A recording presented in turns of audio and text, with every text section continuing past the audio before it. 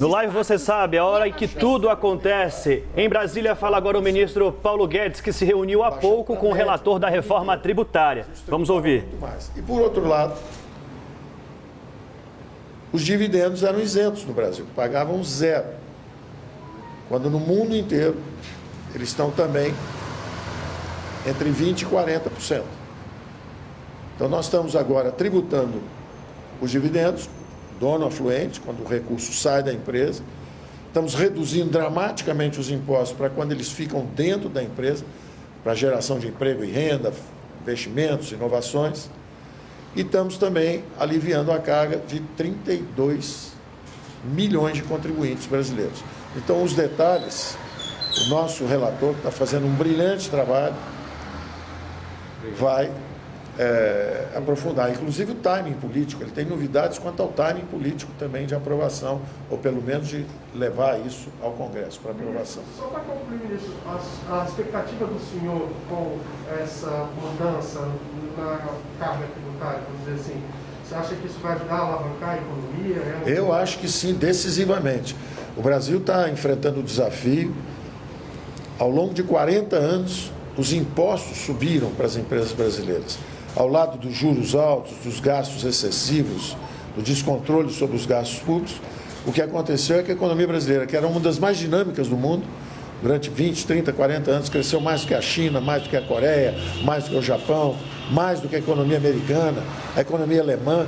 O Brasil, durante 2 ou 3 décadas, no século passado, foi a economia de maior ritmo de crescimento no mundo. E depois, quando nós perdemos o controle sobre os gastos públicos, nós vivemos com todos os sintomas. Nós fomos para a hiperinflação, fomos para juros de 2 dígitos, aumentamos os impostos ao longo de 40 anos. Por 40 anos seguidos, os impostos no Brasil subiram. Pela primeira vez, nós estamos derrubando os impostos sobre pessoa física, sobre pessoa jurídica. Agora, quem não pagava está começando a pagar.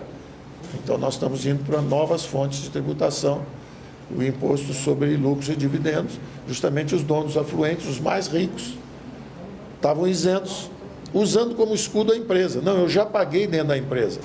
A mensagem que nós estamos mandando é exatamente o contrário. Não queremos que paguem se estiver na empresa. Se estiver dentro da empresa, o imposto é baixo, está indo em direção aos 20%. O nosso relator tem proposta ousada, inclusive, para o ano seguinte. Nós vamos fazer um movimento forte agora, mas já temos propostas para o ano seguinte também. Por favor, relator. Obrigado. Bom dia, pessoal. Nós avançamos bastante, como o ministro colocou, em reuniões diárias com o secretário Tosco, a equipe econômica. Fizemos mais de 60 reuniões com várias atividades da nossa economia. Passamos fácil de 400 horas de trabalho em relação ao assunto. E estamos muito próximos de um texto maduro para ser votado. O presidente Arthur Lira fez um Twitter agora, já anunciando que na próxima semana, com a volta do recesso, esse texto deverá entrar em votação e nós vamos dar um primeiro passo de uma ampla reforma tributária que pretendemos fazer no país, com a aprovação dessa primeira medida, que é a reforma do imposto que incide sobre a renda. Nós evoluímos bastante.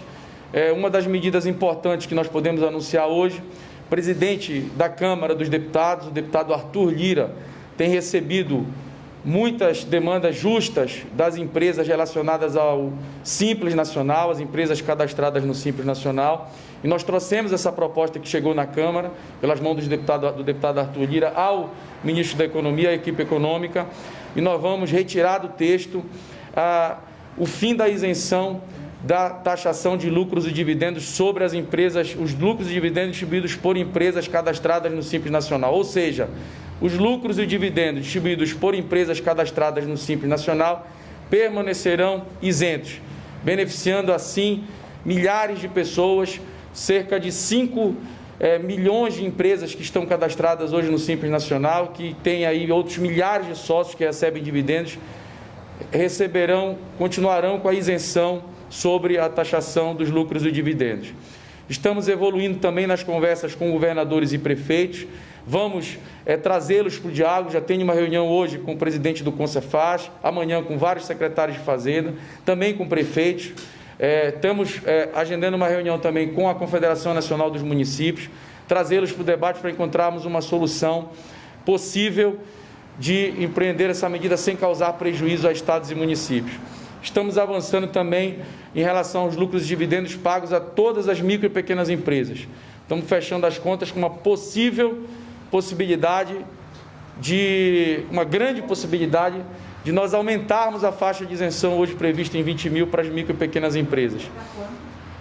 É esse cálculo que a gente está fechando junto com a equipe econômica e com o secretário da Receita, o secretário Toche.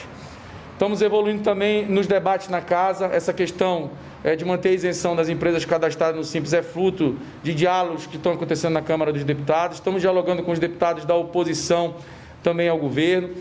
Na proposta inicial não havia, nosso entendimento, havia, aliás, um impacto muito pequeno em relação ao PAT, e entendemos que isso não iria causar qualquer desestímulo à opção pelo Programa de Alimentação ao Trabalhador, mas sensíveis aos argumentos apresentados pelos deputados da oposição, nós vamos também retirar do texto qualquer menção ao Programa de Alimentação ao Trabalhador, garantindo assim que, ainda que micro o impacto, ele não ocorrerá. Então, a gente tem avançado nas discussões com várias bancadas, com os setores da economia, e eu acredito que nós estamos muito próximos de fecharmos um texto final que vai trazer com que a metade de todos os contribuintes que apresentam declaração de imposto de renda no país fiquem sem pagar o imposto de renda, exatamente os que têm menor capacidade contributiva. 16 milhões dos 32 milhões de declarantes do imposto de renda vão ficar isentos de pagar o imposto de renda. E todos os 32 milhões terão uma forte redução na sua carga tributária de imposto de renda, fazendo com que os que podem pagar menos não paguem nada, e aqueles que podem pagar muito, especialmente os bilionários que recebem no nosso país lucros e dividendos hoje, ainda sem pagar nenhum imposto sobre a renda, passem a integrar a nossa base contributiva. Mantivemos também o fim da isenção do auxílio moradia e do auxílio transporte pagos aos agentes públicos, deputados, senadores, promotores, juízes, acenando já com a preocupação da economia em reduzir o tamanho do Estado, enxugar os gastos públicos. Também estamos aproveitando aqui para baixar o imposto de renda de todas as pessoas, a economia que o governo fará com o fim dos super salários, que já foi aprovado na Câmara dos Deputados, e nós pretendemos aqui trazer essa economia para poder baixar o imposto de renda de todas as pessoas. Então, a gente tem evoluído bastante, estamos próximos da maturidade para esse texto entrar em plenário. Qual vai ser a perda líquida agora, estava em 30 bilhões? Eu não estou conseguindo ouvir. Com relação à perda líquida, estava em 30 bilhões no relatório preliminar. Em relação a? Perda líquida de arrecadação, estava em 30 bilhões. Qual será agora a nova perda com essas mudanças que estão? Com essa perda, essa redução de carga tributária líquida e efetiva de 30 bilhões, ela está amplamente derrubada por todos os estudos técnicos, acadêmicos e científicos que foram divulgados.